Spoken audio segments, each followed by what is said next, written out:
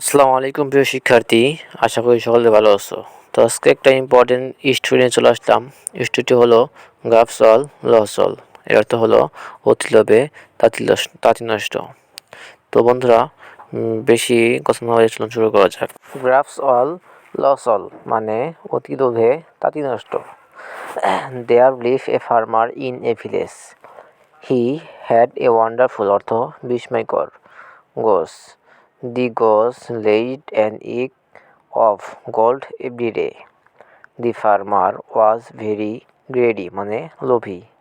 He thought that the stomach মানে পাকস্থলী of the goose would be full of egg.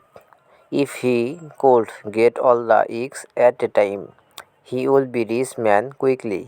In order to satisfy মানে সন্তুষ্ট করতে his greed, he cut the belly অর্থ পেট of the goose.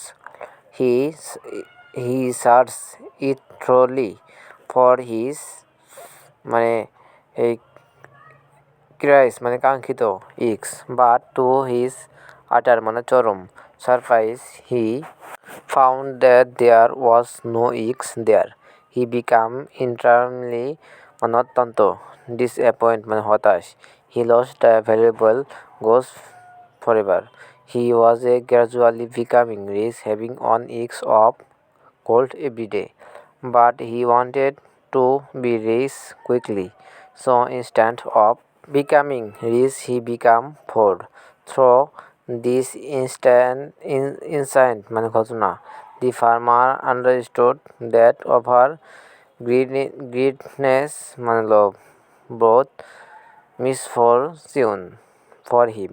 If he were point and could strike off his greed, he could have been rich someday.